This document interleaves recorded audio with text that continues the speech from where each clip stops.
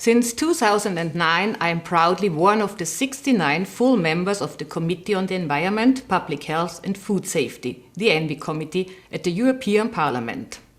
The EP works thanks to the parallel action of 20 standing committees.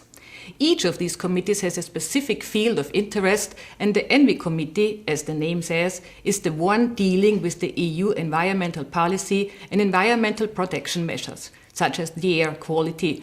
Then, public health, for example, we are deciding on the health funding and the pharmaceutical, medical devices or clinical trials legislation. And food safety, of course, for instance, the labeling of food.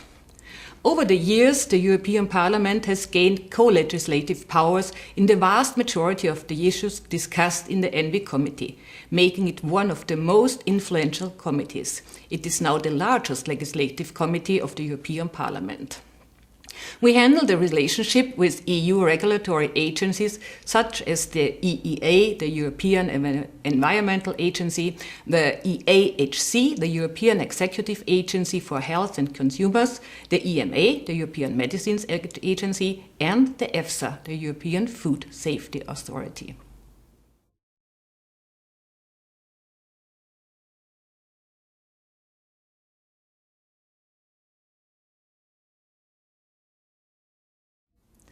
The European Parliament is the most democratic EU institution, being the only one that since 1979 is directly elected by the people of Europe. In recent years, it has gained relevance and transformed its role from a mere political institution providing opinion on several issues to a co-legislator at the same level as the Council of Ministers. Especially after the entry into force of the so-called Lisbon Treaty in December 2009, its role has been enhanced and its decision-making power strengthened in almost all EU competences. Generally, it's the European Commission, the EC, that has the right of legislative initiative. This means the EC is able to present a legislative proposal, and in the past this was an exclusive power. The EP, through its committees, is drafting reports on these proposals, sometimes asking opinions from other committees and from other bodies such as the Committee of Regions and the European Economic and Social Committee. In addition, each committee may react to a non-legislative document drafted by the Commission and, especially anticipating its role by drafting own initiative reports on a subject that is deemed worthy for attention and, brand new, legislative own initiative reports. With these reports, the European Parliament is asking the Commission to take actions and even to propose legislative instruments in such issues. Finally, the interaction between the institutions may be done via questions, oral or written, that the European parliamentarian may ask. For example, last December I posed a written question to the Commission on the importance of health literacy for patients.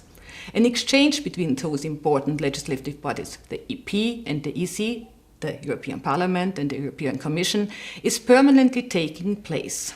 The ENVI Committee regularly asks members of the EC, even the Commissioner, to speak at their committee meetings, either about their general work in ENVI issues or specific current issues, such as the breast implant scandal. A public declaration could be used as well to increase awareness of the general public on an important issue. So, to sum up, the EP, the European Parliament, may work on a public declaration to emphasize statements and raise awareness of the public, and the other institutions may work on legislative instruments and propose its own reports on other subjects to push the Commission to act. In the sensitive issue of health, the European Parliament and the other institutions have limited powers, as such policy is still mainly a member state's competency.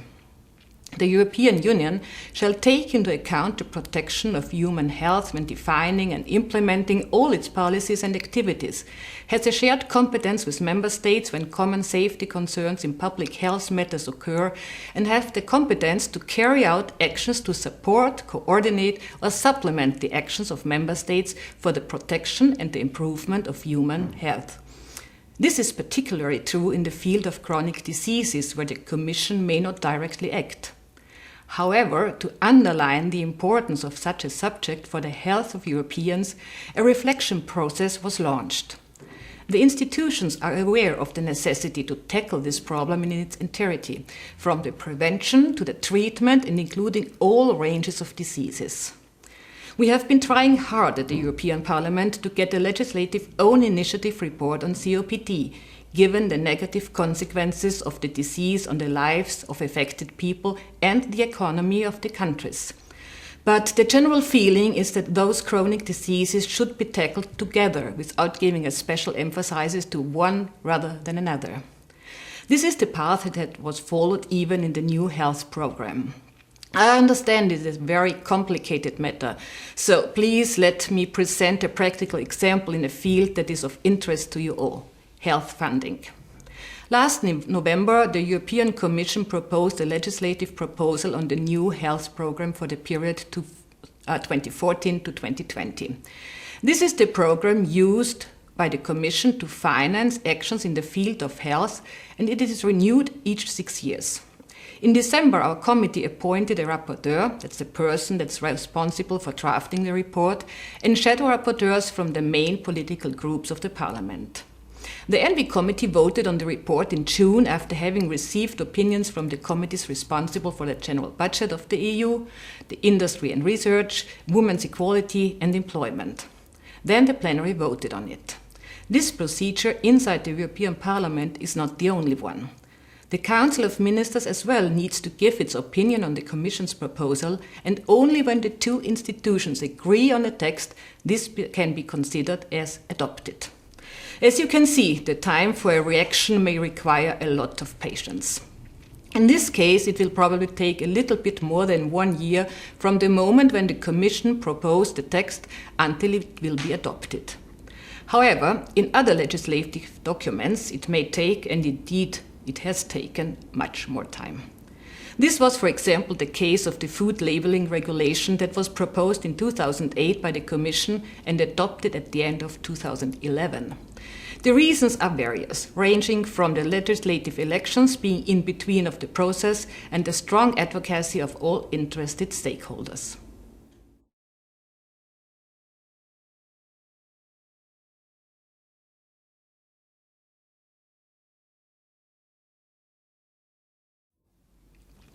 Once the European Parliament and one of its committees drafts a report, this becomes public and easily accessible by everyone.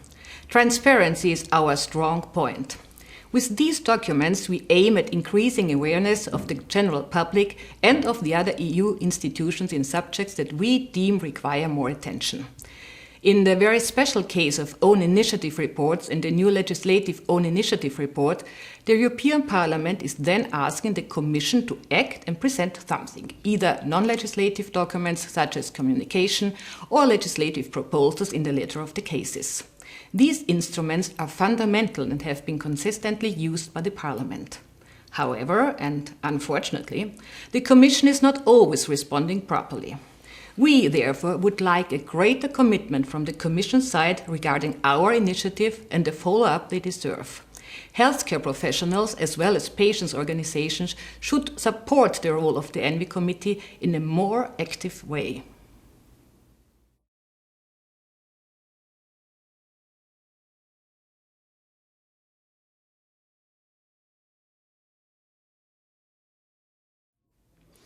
As policymakers, sometimes we are not 100% aware of the needs that other European citizens may have. Therefore, call to actions are extremely important for this reason. They do present achievable objectives in a concise manner which are understandable to everyone and are precise and detailed at the same time. This is true for almost all call to actions, and it is especially the case for EFAs, as it concerns patients and the way allergic people improve their conditions in Europe. An example of call to action that became a political text is the Paris Declaration, with which Alzheimer Europe called policymakers to recognize the importance of the disease and to act in this field. One can argue it played an important role in raising awareness for the issue prior to the vital Declaration of Paris in 2006. As a result, the European Parliament adopted a written declaration in February 2009 calling on the Commission to adopt a European Action Plan on dementia. The European Commission then subsequently adopted a proposal for a Council recommendation on measures to combat neurodegenerative diseases, in particular Alzheimer's, in July. It is very helpful for us as policymakers to see the points you made, and it will be used in the future for any plans in the field of respiratory allergies to realize what is missing, what is needed, and what should be done. EFA's call to action was already signed by several colleagues of mine in the ENVI committee, including myself. At the ENVI committee, we are aware of the rising problem of respiratory allergies in Europe, and we are willing to do something more concerning the sharing of best practices in this field, such as the Finnish national program that was presented as a best practice example by Dr. Erkka Valovirta. In summary, my message is to stress your importance as EU citizens to support our work by announcing the needs you have to us as policymakers. In the case of patients with respiratory allergies in Europe, it is vital we continue making good use of the ongoing work by EFA and sign their call to action immediately. If EFA will collect the signatures of more EU citizens, policymakers and stakeholders, the call to action may transform into meaningful legislation allowing for appropriate action.